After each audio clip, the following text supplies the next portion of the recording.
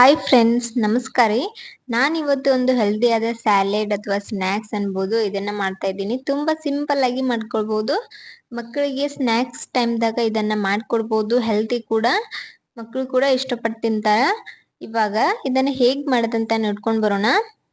5-6 ಗಂಟೆ ನೆನೆಸಿಟ್ಟ ಕಡಲೆಯನ್ನ ಸ್ಟೀಮ್ ಮಾಡ್ಲಿಕ್ಕೆ ಇಟ್ಕೊಂಡಿದೀನಿ. ಕೆಳಗಡೆ ನೀರಿಟ್ಟು ಮೇಲೆ ಈ ತರ ಹಾಕೊಂಡಿನಿ. ಇದ್ರ ಒಳಗಡೆ ಒಂದು ಆಲೂಗಡ್ಡಿ ಸಹ ಕಟ್ ಮಾಡಿ ಹಾಕೋಬಹುದು. ಎರಡು ಒಮ್ಮೆಲೆ ಸ್ಟೀಮ್ ಆಗ್ತಾವ. ಈ ಕಡೆ ಒಂದು ಬೌಲ್ಗೆ ಸ್ಟೀಮ್ ಮಾಡಿಟ್ಟಿರೋ ಕಡಲೆಕಾಯಿ ಹಾಕೊಂಡು ರುಚಿಗೆ ತಕ್ಕಷ್ಟು ಉಪ್ಪು, ಖಾರ ಹಾಗೆ ರೋಸ್ಟ್ ಮಾಡಿರೋ ಜೀರಾ ಪೌಡರ್ನ ಹಾಕೊಂಡು ನೀಟಾಗಿ ಇದನ್ನ ಮಿಕ್ಸ್ ಮಾಡ್ಕೋಣ.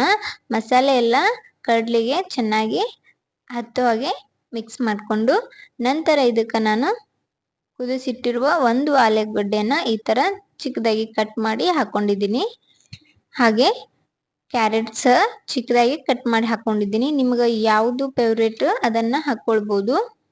ಕ್ಯಾಪ್ಸಿಕಮ್ ಸಹ ಹಾಕೊಳ್ಬಹುದು. ಹಾಗೆ ಒಂದು ಈರುಳ್ಳಿನ ಕಟ್ ಮಾಡಿ ಸೇರಿಸ್ಕೊಂಡು ಒಂದು ಟೊಮೆಟೊ ಕೂಡ ಸೇರಿಸ್ಕೊಂಡಿದ್ದೀನಿ. ನಂತರ ಇದಕ್ಕೆ ಒಂದು ಅರ್ಧ ಹೋಳು ನಿಂಬೆ ಹಣ್ಣನ್ನ ಬೀಜ ತೆಗೆದು ಹಿಂಡ್ಕೊಳ್ಳೋಣ.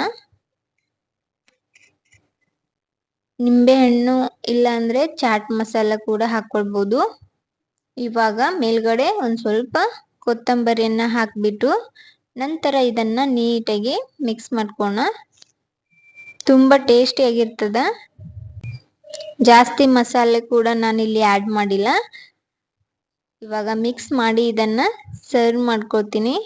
ನೋಡ್ಬೋದು ಎಷ್ಟು ಚೆನ್ನಾಗಿ ಕಾಣ್ಲತ್ತದ. ಅಷ್ಟೇ ರುಚಿಕರವಾಗಿ ಕೂಡ ಇರ್ತದ. ಹಾಗೆ ಹೆಲ್ದಿ ಕೂಡ. ಬೇಗನೆ ಮಾಡ್ಕೊಳ್ಬಹುದು. ಸಂಜೆ ಟೈಮಲ್ಲಿ ಸ್ನ್ಯಾಕ್ಸ್ಗೋಸ್ಕರ ಹಾಗೆ ಬೆಳಗ್ಗೆ ಕೂಡ ಟಿಫನ್ಗೋಸ್ಕರ ಕೂಡ ಮಾಡ್ಕೊಂಡು ತಿನ್ಬಹುದು. ಹೊಟ್ಟೆ ಕೂಡ ತುಂಬುತ್ತೆ ಬೇಗನೆ. ಈ ರೆಸಿಪಿ ಇಷ್ಟ ಆದ್ರೆ ಒಂದು ಲೈಕ್ ಕೊಡಿ. ಹಾಗೆ ರಮ್ಯಾ ಮನೆ ಅಡ್ಗೆ ಚಾನಲ್ ಅನ್ನ ಸಬ್ಸ್ಕ್ರೈಬ್ ಮಾಡ್ಕೊಳ್ಳಿ.